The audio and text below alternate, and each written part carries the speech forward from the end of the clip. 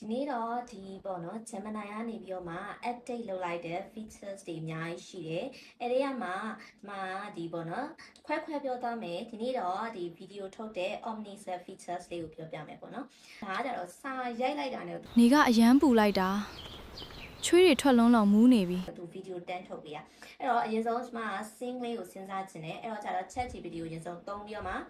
ဒီလိုမျိုး video လေးထုတ်ခြင်းတဲ့အတွက် sing ရဲ့လို့ script ရဲ့ရေးပြီးပါဆိုထုတ်လိုက်တယ်။သူရေးပေးတယ်။သူရေးပေးတဲ့ဟာကို copy ကူးလာတယ်။ကူးလာပြီးတော့လို့ရှိရင် Flow website ကိုသွားပါတယ်။ Google Flow ကဒီတိုင်းဝင်လို့မရပါဘူး။ US region ပြောင်းပြီးတော့မှ US region ထားပြီးတော့မှဝင်မှရပါတယ်။အဲ့တော့ဝင်လိုက်ပြီးတော့လို့ရှိရင်ဟိုက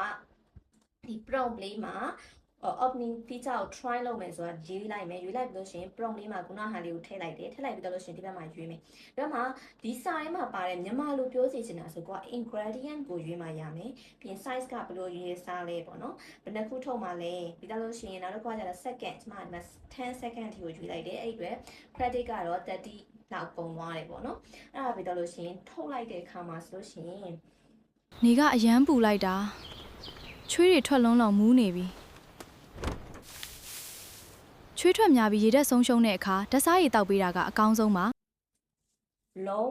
လုံးဝကိုเนาะဗမာလိုပြပြပြင်းကိုပြောသွားတာเนาะရမ်းမိုက်ပါတယ်ပြီးရင် download ဆွဲပြီးတော့မှအဲ့ဒါထုတ်လိုက်ရုံပါပဲအဲ့တော့တနေ့150ရတယ်ဆိုဒီမှာ30ပဲကုန်သွေးရဆိုလို့ရှင်ဗီဒီယိုကเนาะအများကြီးထပ်အောင်ထုတ်လို့ရတယ် free ဆိုလို့ရှင်အဲ့ free မသုံးချင်ဘူး pro သုံးချင်တယ်ဆိုလို့ရှင်လဲ pro ဝယ်သုံးလို့ရပါတယ်အဲ့တော့ pro သုံးချင်တယ်ဆိုလို့ရှင်เนาะဒီ premium ACC နှစ်လေးဆိုတဲ့ Telegram account မှာဝယ်လို့ရပါတယ်အခြားနေရာတွေလည်းဝယ်လို့ရတယ်เนาะဒီတိုင်းပဲပြောပြတာပါ